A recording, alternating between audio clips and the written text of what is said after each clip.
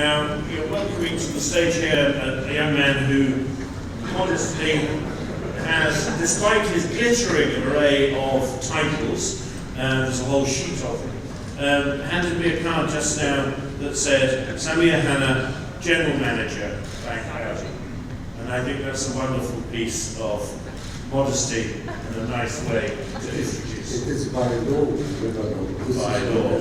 But we could have called you Group Chief Executive Officer, Chairman of the Executive Committee. We could have pointed out that you had all aspects of the bank's executive management. For me, it's not as much important as General Manager, indeed so. Just a comment there, you were just whispering in my ear on the question of 331. You just want to make a comment on that? Yes. The issue is that we are financing from our own equity. We are not touching by any way the deposits or the saving of the clients. And this is whereby when they put the limit at 3% and now 4% of our equity.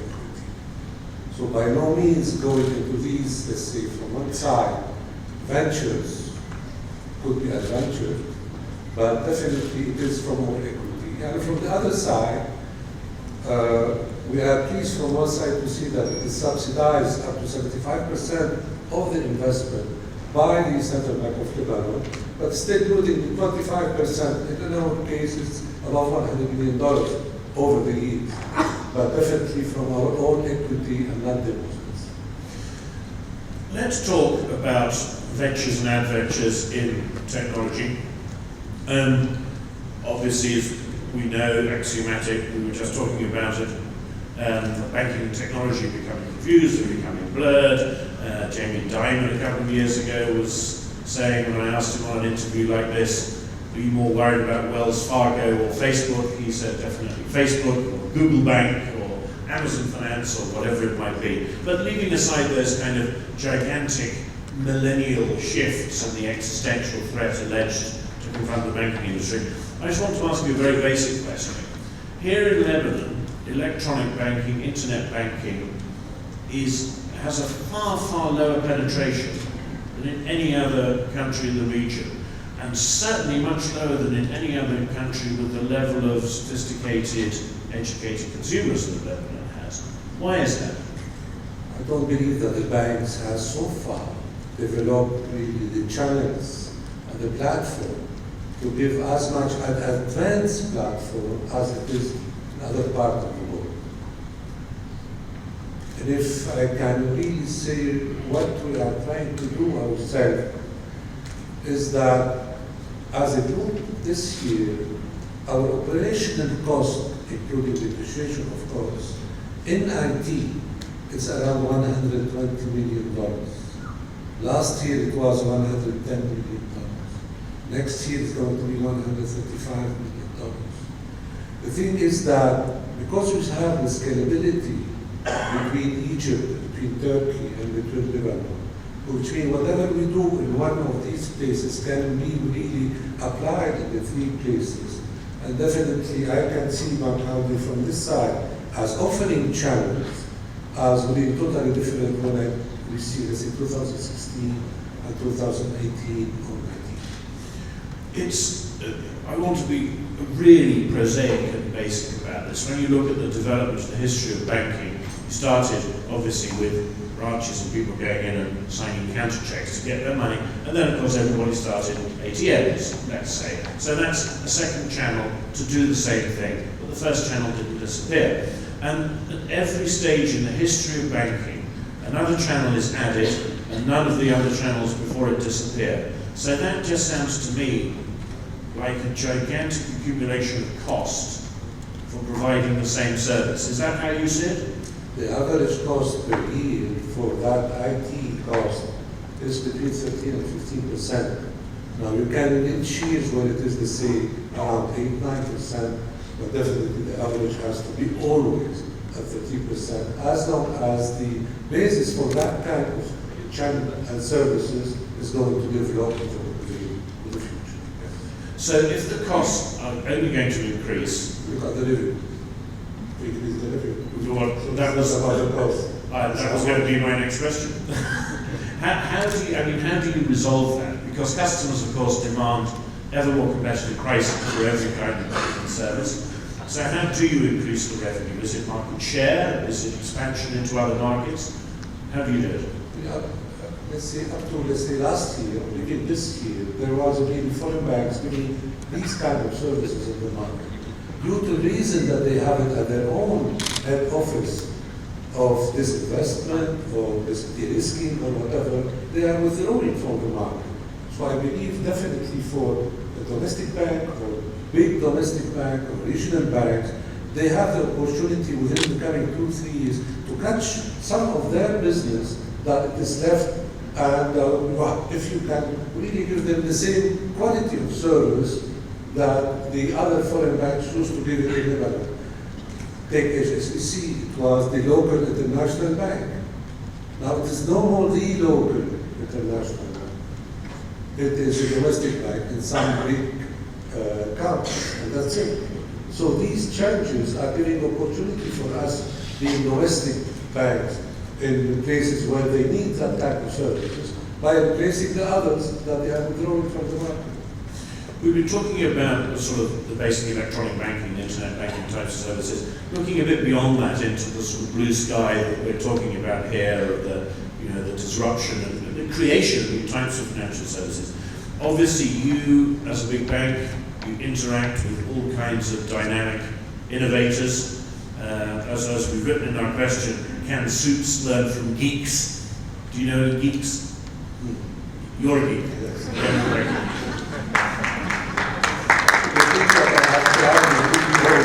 Some colleagues to change within the bank and within the really, especially that we have this scalability now. This was an important really issue for that. Because if you look at our total expenses, it's about $750 million a year, $800 million a year. By the scale of Lebanon, we talk about $800 million. It's something that you wouldn't really imagine that does exist. And with the income of 1.4, 1.5 billion. So the thing really has to match with it, especially if developing and going into new niche or new markets. Now, why I'm saying I am elite, because I try always to think outside the box. It's not what's around me that really push my thinking or my things forward. Unfortunately, we have a very talented young people in the bank that they can have direct access to the decision-making or decision-taking of the bank, and I am not alone, that to really propose things that why not do that, why not do that. It's just to let it sometimes go in hierarchical and sometimes in leveling, whereby things can go directly to the decision-taking. And what's the most exciting thing that somebody's brought to you in the last year or so, in terms of a new idea, a new way of doing things, a new way of disrupting things?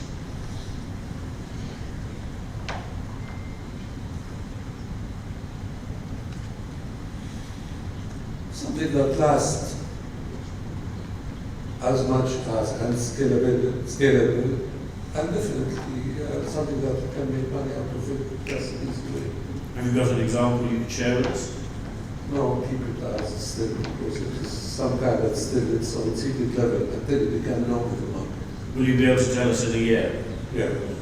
We'll all know about it soon. Yeah. That's the first half of our conversation. We're going to shift to a more sort of macro side of the conversation now. But if anybody in the audience wants to ask a question now, please do so. I'll give you 3 seconds. Gentleman right here, there we are. Very quick, sir. That's the man who has a wonderful Cadillac. Thank you. I saw it pull up in a 1990 Cadillac outside, 5.7 litre V8. He's his own global warming engine, great. which is a good thing to me. Don't worry, I like it warm. Please, what's your question? My name is Salah Rustam. I'm the chairman of CL Global Sign. And I would like to ask Mr. Hanna and Mr. Azhari one question regarding the infrastructure of the media in Lebanon. Now, everybody knows and complains of the very slow intermittent internet, and everybody is speaking about the electronic digital signature, which has been hibernating at the Parliament for the last 15 years. Now, if I may ask, what are the plans of Audi Bank and Blanc Bank to lobby and do something about repairing this default, if I may ask? And what are the plans of Audi and Blanc Bank to implement the electronic digital signature vis-à-vis safety on the internet and for enhancing e-commerce? Thank you. So you don't have to answer for Blanc Bank, but answer for Audi. Maybe that's why people don't use internet banking, the signal's rubbish. You see, he has asked specific question about specific object. That's good. Maybe, but I don't have the answer. Or are you going to lobby? Of course we are lobbying, but we lobby when we have the infrastructure of doing much more than only the electronic signature. And go to the authority which some of them, or most of them, what is in their capability, have been doing it positively and as quick as possible. But it is about finding the same judges who can understand what is an electronic signature. Now, as the laws in Lebanon, you have to have a direct signature and not a photocopy of it. Imagine when we are going to give them the electronic signature. So it is going to be really a deep change in the laws and in the implementation and in the judge that they are implementing the laws. So I believe it's going, let's say, to take time until they make really a small team of judges that they are aware they go to France, they go to England, they go somewhere else. They have to read the knowledge, they have the background, and come back to Lebanon. Are we going to lobby? Well, we are lobbying since 10 years now. Well, exactly. So it's taken 10 years. No, but that does not mean that we do nothing. We do something that, let's say, close to it, whereby when this will happen, it will be part of all our infrastructure that we have built. I would like to meet you and Mr. Ansari to discuss this at length. Please. We'll get you a meeting on that. Please. But please, provided that you can hold me academy. Go for a ride in this Cadillac. Just quickly then, whilst you're mentioning that, obviously you do have these kinds of services in other markets, Turkey, Egypt and so on. I mean, are there things in those markets that could be brought back home?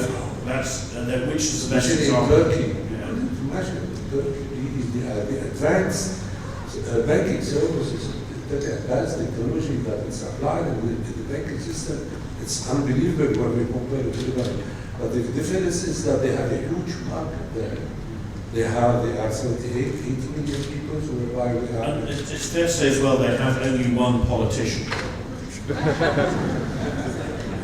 Rather than the variety of politicians. I thought that I would not speak about politics, but just imagine that Mr. Trump, for example, could be really the new head of state of the United States, for example. So things are is changing everywhere. Look at, for example, the laws, emergency law that in France, it has been renewed 3 times now. So things are changing all over. And one of them is Mr. Erdogan, that's it. But if you look at the fundamental of the Turkish economy, it is a very strong economy. Certainly it is. Well, that leads nicely in to our first question, as we started at the bottom. Regional and domestic political and economic environment is pretty tough. Our question was, has it got better since last year? I assume your answer is going to be no. Perhaps it's going to be yes. Why don't you tell us? Yeah. As it is for regional, definitely it's more visible. Now the game is almost clear what it is. The players are almost really now in the whole picture, while they were really behind the scene. This is how I see on the political level. On the economic level, Well, I can see, for example, the countries, the peripheral countries like Iran, like Turkey, definitely they have seen a good past 6 months or 12 months that used to have seen over before, let's say, 12 or 18 months.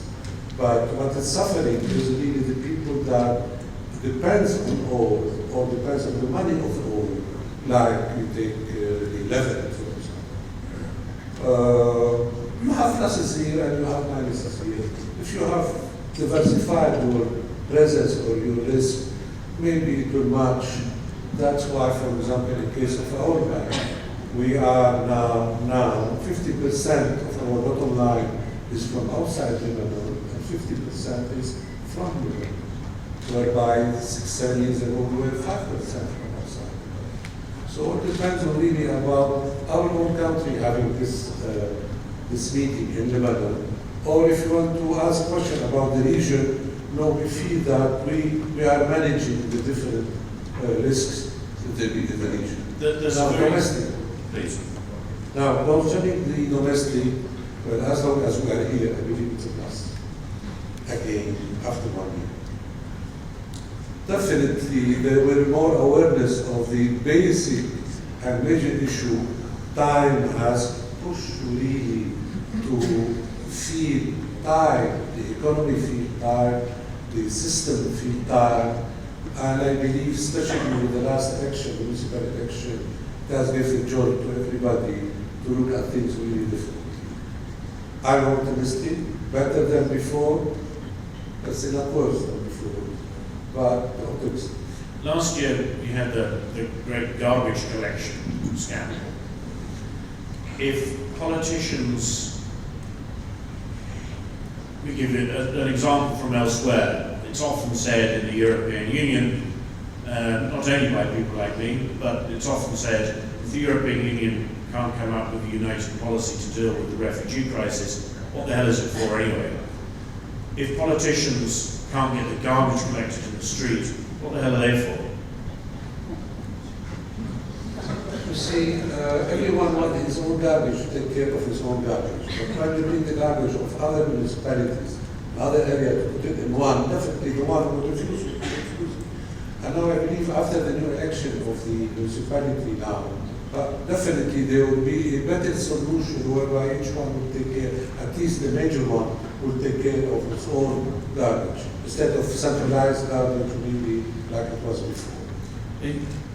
The Lebanese people are the most innovative and open-minded and entrepreneurial people in the world. Individually.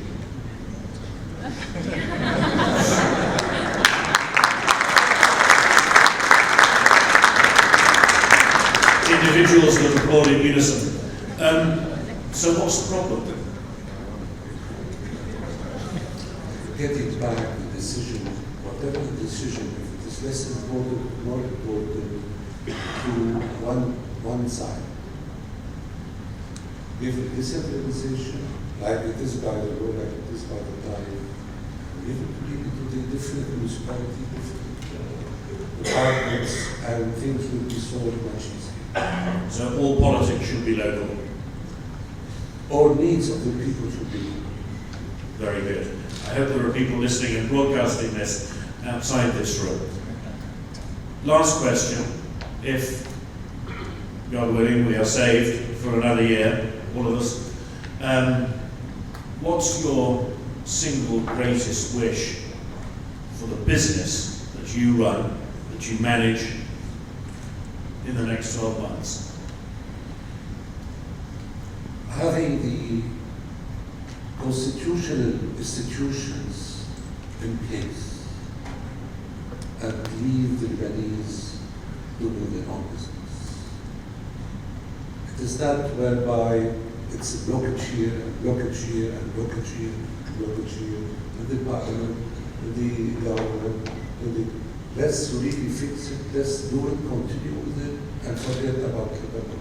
Lebanon really during the old good days, the weight of the government was not more than 20% of the GDP. It should be less than that. So give the Lebanese people. They will recover the 80% and maybe 100%. And if they do privatization, it will go to more than that. It's my wish. You should make everybody read Adam Smith or Burke and his small battalions.